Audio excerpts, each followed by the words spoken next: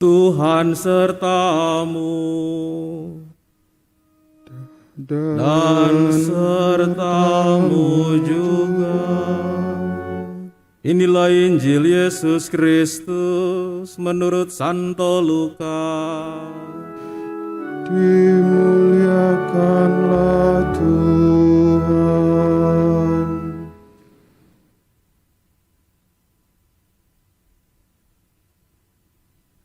Beberapa waktu sesudah kedatangan malaikat Gabriel, berangkatlah Maria dan bergegas menuju sebuah kota di pegunungan Yehuda. Di situ ia masuk ke rumah Zakaria dan memberi salam kepada Elisabet. Ketika Elisabet mendengar salam Maria, melonjaklah anak dalam rahimnya dan Elisabet pun penuh dengan Roh Kudus. Lalu berseru dengan suara nyaring, "Diberkatilah engkau di antara semua perempuan, dan diberkatilah buah rahimmu. Siapakah aku ini sampai ibu Tuhanku datang mengunjungi aku? Sebab sesungguhnya ketika salammu sampai di telingaku, anakku yang ada dalam rahimku melonjak kegirangan. Berbahagialah ia yang percaya, sebab firman Tuhan yang dikatakan kepadanya akan terlaksana." Lalu kata Maria, "Jiwaku memuliakan Tuhan dan hatiku bergembira karena Allah juru selamatku, sebab ia telah memperhatikan kerendahan hambanya. Sesungguhnya mulai sekarang segala keturunan akan menyebut aku berbahagia, karena Yang Maha Kuasa telah melakukan perbuatan-perbuatan besar kepadaku, dan kuduslah namanya. Rahmatnya turun-temurun atas orang yang takut akan Dia. Ia memperlihatkan kuasanya dengan perbuatan tangannya dan mencerai-beraikan orang yang congkak hatinya. Ia menurunkan orang yang berkuasa dari tahtanya dan meninggikan orang-orang yang rendah. Ia melimpahkan segala yang baik kepada orang yang lapar dan menyuruh orang yang kaya pergi dengan tangan hampa. Ia menolong Israel hambanya karena ia mengingat rahmatnya, seperti yang dijanjikannya kepada nenek moyang kita, kepada Abraham dan keturunannya untuk selama-lamanya." Kira-kira 3 bulan lamanya Maria tinggal bersama dengan Elisabet, lalu pulang ke rumahnya. Demikianlah Injil Tuhan. Terpujilah Kristus.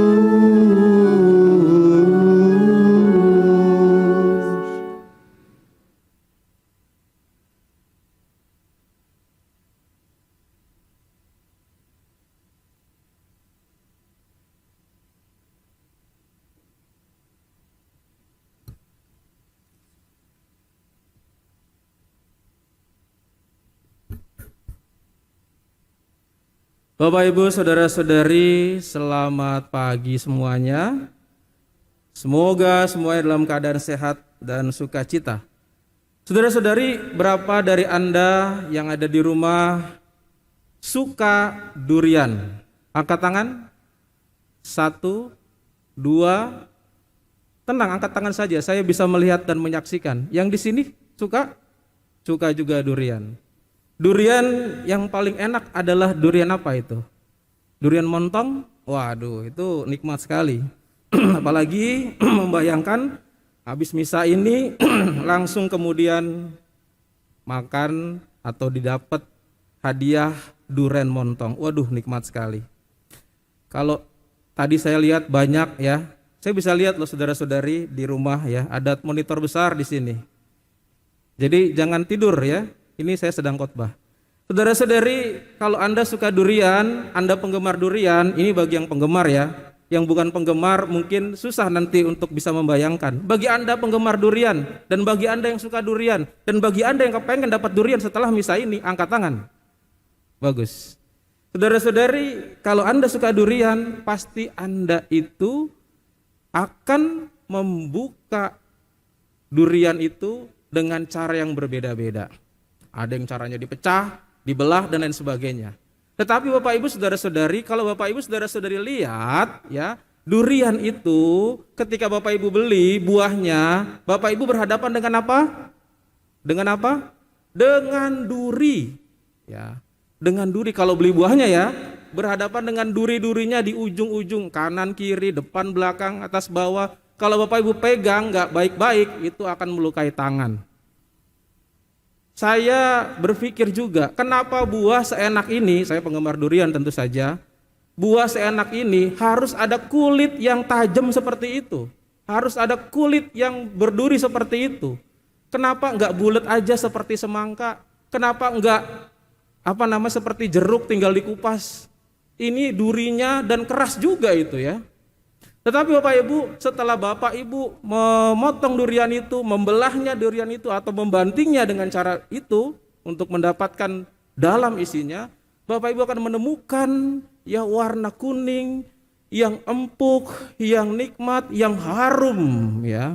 Jadi ini saya berbicara bagi penggemar durian yang harum wangi ketika Bapak Ibu santap, lalu kemudian air liur kita sudah menetes dan kemudian kita mencium aromanya sangat nikmat, apalagi memakannya ya. Jangan dimakan sekarang kalau ada di rumah ya. Tetapi Bapak Ibu bisa membayangkan kalau Bapak Ibu makan durian itu, Bapak Ibu, saudara-saudari semuanya akan berhadapan dulu dengan durinya, baru akan terbuka buahnya dan bisa dinikmati. Saudara-saudari, merenungkan makan durian ini, saya melihat bagaimana peristiwa yang terjadi. Tokoh kita yang hari ini kita agungkan, bunda kita yang kita sayangi, yang kita juga ikut berdoa bersama-sama, yang menemani kita dalam suka dan duka, Bunda Maria. Bagaimana Bunda Maria juga memiliki hal yang sama. Ketika Maria diberikan kabar oleh malaikat Gabriel, itu ibaratnya seperti dia diberikan buah durian. Tajam-tajam, depannya, luarnya tajam-tajam, ada durinya, tetapi kalau dibuka, tentu ada buah yang nikmat di situ. Peristiwa Maria diberikan kabar oleh malaikat Gabriel, engkau akan mengandung dari Roh Kudus. Ini ibaratnya pertama-tama, kalau manusia secara harafiah akan melihat dirinya juga. Bagaimana mungkin saya belum bersuami harus bisa mengandung? Bukan soal mukjizat, bagaimana mempertanggungjawabkan di tengah masyarakat? Saya bisa dihujat, calon pasangan saya Yusuf ini pasti akan marah. Bagaimana bisa menjelaskannya kepadanya? Bagaimana bisa menjelaskan kepada orang tua?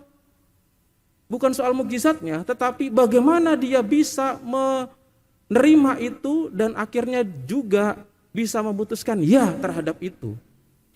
Dan seperti tadi buah durian yang ujung-ujungnya tajam-tajam tadi, dia melihat pertama-tama seperti itu. Bagaimana dia bisa mempertanggungjawabkan ini kepada orang banyak? Karena hukumnya bagi tradisi Yahudi pada waktu itu akan dirajam perempuan yang sudah mengandung sebelum dia menikah. Nah, saudara-saudara yang terkasih, permenungan Maria melihat buah durian tadi, ibaratnya tadi, kabar tadi, seperti buah durian yang dibolak-balik duri, kanan duri, depan duri, belakang duri, bagaimana ini? Sampai akhirnya dia merenungkan dan melihat, oh ternyata ada suatu hal yang sangat indah, berkat yang sangat luar biasa yang ada di dalam itu. Dia menerimanya, membukanya, dan mengamalkannya, mengamini apa yang disampaikan oleh malaikat Gabriel tadi. Sehingga ketika dia mengamini itu, ibarat tadi buah durian yang nikmat dan enak dia santap, dia bergembira dan bersukacita. Itulah Bunda Maria. Ketika kita dengar dalam peristiwa ini, sampai malaikat Gabriel, kemudian setelah dia mengabarkan kabar itu, dia bergembira menerima apa yang diberitakan itu, dan dia pergi menuju Elisabet, saudarinya, dan perjalanan yang luar biasa dari ke pegunungan, melewati itu dengan suatu hal yang sukacita. Kenapa? Karena tadi dia sudah mendapatkan buahnya, dia sudah mendapatkan berkat itu. Saudara-saudara yang terkasih, kalau kita lihat di sini, kita bisa bayangkan dalam peristiwa hidup kita, terkadang kita itu juga mempunyai hal yang sama. Peristiwa-peristiwa hidup yang kita alami dalam hidup kita, itu kadang-kadang juga sama seperti buah durian tadi, seperti Bunda Maria tadi. Yang pertama-tama kalau kita lihat duri-durinya, aduh Tuhan, kenapa saya dapat peristiwa ini? Aduh Tuhan, kenapa saya mendapatkan ini, mendapatkan itu? Tetapi bagi Maria yang memandang duri-duri tadi, yang memandang luarnya dengan kacamata iman, bukan kacamata duniawi, dia bisa melihat apa yang ada dalamnya. Suatu hal yang luar biasa, suatu keselamatan, bukan hanya untuk dirinya tapi untuk seluruh dunia. Begitu juga dengan peristiwa-peristiwa hidup kita, yang kadang-kadang kita juga tidak terima, kadang-kadang kita juga merasa lelah, merasa bosan, kok dapat peristiwa kayak begini lagi. Aduh, peristiwa dan kejadian yang tidak diinginkan, peristiwa dan kejadian yang tidak mau dilakukan. Nah, tetapi kacamata kita ketika memandang itu dari kacamata duniawi, yang kita lihat hanyalah duri. Kita tidak masuk ke dalamnya dan akhirnya mengupas dan kita menemukan buahnya. Sama seperti cerita ada seorang pengembara, saudara-saudari, yang sudah mengembara sekian puluh tahun bersama dengan sahabatnya seekor unta. Ketika dia berjalan di padang gurun, lalu kemudian dia beristirahat, tiba-tiba unta itu diletakkan di situ, diberikan air untuk diminum. Tiba-tiba terperosok ke dalam lubang yang dia tidak tahu, di situ juga ternyata ada lubang yang tertutup oleh gurun pasir. Ketika unta itu menginjak, pasir itu semuanya runtuh ke bawah dan dia ada di dalam bawah lubang yang besar itu. Lalu kemudian si pengembara ini sangat kaget, kasihan, bagaimana cara saya menolong unta yang beratnya seperti itu untuk saya angkat? Enggak mungkin. Tali pun enggak bisa saya mengangkatnya, enggak sampai. Akhirnya si pengembara ini punya akal. Dia kemudian mengambil skop, lalu kemudian dia menimpa pasir ke dalam lubang itu. Si unta sahabatnya itu dalam hati dia berbicara, Tuhan, kenapa kau tega sekali? Saya sudah menemani engkau bertahun-tahun. Saya sudah menolong engkau bertahun-tahun. Dia ada di punggung saya. Kenapa sekarang engkau ketika saya jatuh engkau mau menimbun saya, mau mengubur saya? Si unta itu menangis dalam hatinya. Ditimbun terus. Tetapi ketika pasir itu terkena badannya, si unta itu menggerak-gerakan. Lalu terus pasir ke kepala dia menggerak-gerakan. Akhirnya sampai terus si unta itu berada di atas pasir dan di atas lubang itu sudah terpenuh dengan pasir dan dia di atasnya. Jadi pasir tadi yang jatuh ke dalam unta tadi ke tubuhnya digerak-gerakan turun ke bawah dan unta itu naik sedikit demi sedikit, sedikit demi sedikit dan akhirnya sampai ke permukaan. Lalu si unta itu baru melihat ternyata apa yang terjadi tuannya itu tidak menimpa, tidak menguburnya dia tetapi menolongnya. Cuma cara pandang si unta tadi yang tidak paham seperti itu. Sama seperti seorang suami istri bertengkar dia, saudara-saudari. Lalu istrinya bilang kepada suaminya, Pak, kamu ini udah bertahun-tahun kita menikah, kenapa kamu masih memiliki kebiasaan buruk saja? Ya, duit kita habis hanya untuk kamu tiap hari minum miras. Bapak Ibu tahu miras apa? Miras itu minuman keras ya. Kalau Bang Roma bilang minuman keras, miras. Nah, kenapa kamu minum terus itu? Tiap hari kamu minum terus itu. Uang kita habis bagaimana? Kamu mabuk terus. Lalu kemudian, mama, jangan begitu. Ya. Kalau saya menghabiskan uang untuk miras, kenapa mama itu menghabiskan uang juga untuk pergi ke salon? Cat ini, cat itu, tempel sini, tempel situ, ke salon, ke sini, salon yang ini, salon yang itu, tambal sini, tambal situ.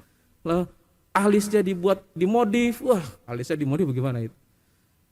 Lalu mamanya bilang atau istrinya bilang begini, Pak, saya begini ini untuk kamu supaya terlihat cantik, Pak. Supaya terlihat cantik sehingga kita ini bisa bertahan, kamu tidak berpaling ke lain hati. Aduh mama, kalau begitu saya juga sama alasannya. Saya mabuk ini supaya saya bisa melihat mama jadi cantik. Jadi saudara-saudari, si bapak tadi ini mabuk supaya istrinya terlihat cantik, ke salon tidak mempan, mabuk mempan gitu ya. Tentu hal ini bukan hal yang sama seperti cerita tadi. Tentu hal ini adalah cerita saling menyalahkan. Orang mau berbuat baik tapi dengan cara yang salah, tentu itu tidak benar. Tetapi yang kalau kita lihat dari peristiwa tadi, seorang pengembara tadi, bagaimana pengembara tadi mencoba untuk bisa menolong dan si unta tadi begitu takut ditolong dan dipersangka dia akan dibunuh oleh Tuhan, oleh sahabatnya itu. Saudara-saudara yang terkasih, peristiwa hidup yang kita alami sama. Tetapi sekarang seperti Maria, bagaimana Maria melihat duri pertama di permukaan itu seperti buah durian. Dia lihat pertama tapi dia tidak membuangnya, tidak mengeluh, tidak juga membuat dirinya itu menjadi takut dan akhirnya menolak. Coba bayangkan saudara-saudari ketika malaikat Gabriel menyampaikan berita itu, kemudian dia menolak, tidak terjadi keselamatan ini. Mencari lagi seperti Maria lagi bagaimana? Tetapi dia menerimanya pelan-pelan dan dia memberikan apa yang menjadi kehendak dari Tuhan. Dia pelan-pelan menerima peristiwa itu dan mencari dan menemukan yang namanya berkat itu di balik peristiwa itu. Sekarang kita juga menghadapi hal yang sama. Jangan-jangan peristiwa hidup kita yang kita anggap susah, yang kita merasa Tuhan kenapa engkau berikan ini, Tuhan kenapa engkau berikan itu. Ternyata di balik itu ada berkat saudara-saudari. Cuma cara pandang kita yang salah karena kita menggunakan cara pandang duniawi. Bukan menggunakan cara pandang iman. Yang kita buka pelan-pelan, walaupun itu ada duri, belah pelan-pelan. Sehingga kita menemukan yang namanya sukacita di situ. Ini yang pertama saudara-saudari yang kita ambil dari Maria sebagai manusia yang diangkat ke surga, yang memiliki suatu hal yang sangat berharga yang kita perlu tiru, yaitu bagaimana dia menerima setiap peristiwa hidup yang tidak dia sukai sekalipun, yang sebenarnya dia tidak, yang dari masyarakat ditolak, dia terima dan dia menemukan buah yang namanya buah itu adalah berkat. Di balik peristiwa yang susah itu. Berkat ini yang kedua, saya mau bicara soal berkat. Berkat yang akhirnya ditemukan dari peristiwa yang begitu sangat menyulitkan tadi, yang membuat dia dilema dan membuat dia juga agak sedikit bingung bagaimana menjelaskan ini dan itu, dan akhirnya dia menerima, dituntun oleh Roh Kudus, menemukan yang namanya berkat itu. Dia bersuka cita, bergembira. Saudara-saudari, mungkin Anda atau kita semua Bapak Ibu dan juga anak-anak mengatakan berkat itu adalah suatu hal yang sifatnya benda atau sesuatu yang sifatnya itu adalah barang yang membuat kita merasa senang dan gembira kalau ada barang itu seperti uang, bonus, apa segala macam. Tentu bukan hanya itu, tidak sesempit itu yang namanya berkat. Berkat dalam hal yang kita dengarkan di sini yaitu adalah salam. Kita ingat Maria itu diberikan salam oleh malaikat Gabriel ketika ketemu. Dan Maria mengucapkan salam ketika ketemu dengan Elisabet. Salam bagimu. Salam dalam bahasa Ibrani itu adalah barak. Barak itu adalah pujian. Mengucapkan salam dengan kata yang baik. Dan itu adalah berkat. Ya. Berkat itu adalah barak dalam bahasa Ibrani. Dalam bahasa Latin bene dicere, bene itu baik, cere itu, dicere itu adalah kata yang baik. Bahasa Ibraninya barak, pujian. Jadi ketika malaikat itu memberikan salam, itu dia memberikan berkat. Dan salam itu tidak dimaknai sebagai sesuatu yang sifatnya bonus tadi. Tetapi sesuatu yang memberikan dia semangat, sukacita dan gembira, betul. Bagaimana mungkin seorang gadis muda ini yang sedang mengandung jalan berkilo-kilometer mendaki gunung untuk bertemu dengan saudaranya Elisabet untuk mengunjungi saudaranya. Karena dia berkobar-kobar dengan sukacita. Karena sudah menemukan yang namanya berkat tadi.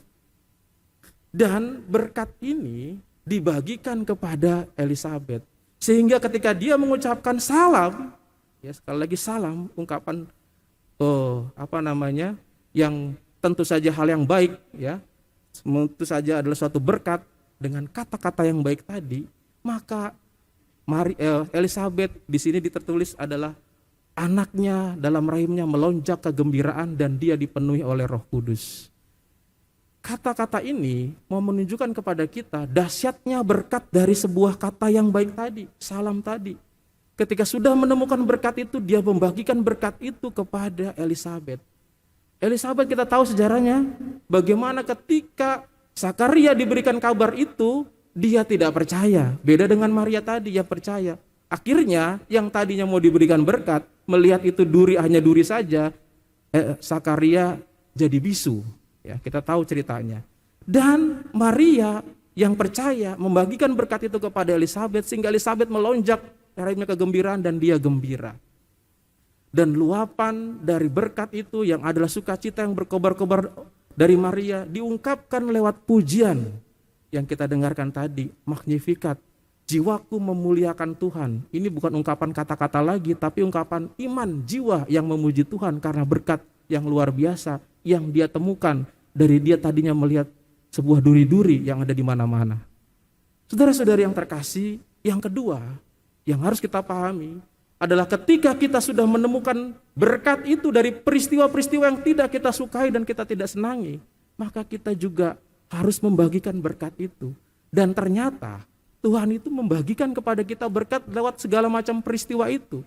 Dan bagaimana kita sekarang menemukannya dan membagikan kepada yang lain.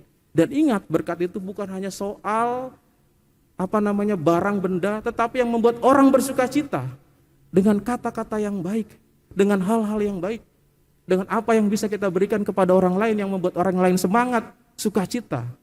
Tentu membicarakan orang lain yang jelek itu bukan berkat. Tentu menggosipi orang lain, tentu itu bukan berkat. Tentu mendiskreditkan orang lain, tentu itu kan bukan berkat. Membuat orang lain down, membuat orang lain kecewa, membuat orang lain marah, itu bukan berkat. Memberikan berkat artinya seperti tadi Barak atau benedicere, dengan hal-hal yang baik, dengan kata-kata yang baik, memuji dan juga membuat orang membesarkan hati orang. Itulah berkat yang harus kita bagikan kepada orang banyak. Saudara-saudari yang terkasih, Maria yang poin yang kedua ini mengajak kita untuk juga membagikan berkat itu kepada banyak orang kita jumpai.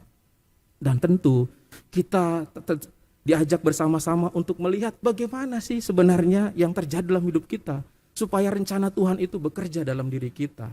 Dan tentu apa yang terjadi dalam Maria, bagaimana Tuhan bekerja di situ dan Maria melaksanakan dengan sukacita apa yang menjadi tugas perutusannya. Bapak Ibu saudara-saudari yang terkasih, bagaimanapun juga kita tidak pernah lepas dari rencana Tuhan.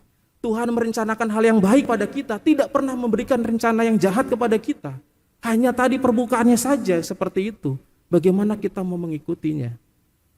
Ada satu kisah saudara-saudari, ada seorang pemabuk, kerjaannya mabuk tiap malam, bikin rusuh, bikin orang kesal, bikin tetangga kesal, dan kadang-kadang menyakiti tetangganya. Akhirnya Tuhan melihat dia dan mengatakan kepada malaikatnya, udahlah, ini orang nih kayaknya rese banget. Udah malaikat, kamu datang ke tempatnya dia, cabut nyawanya, ambil. Sekalian list-list di bawah itu yang saya kasih ke kamu, dipanggil orang-orang yang sudah waktunya. Ya, namanya dia yang rese itu adalah preman, yang namanya adalah Bono. Tentu jangan tersinggung saudara-saudara yang namanya Bono, tidak, ini Bono yang lain ya.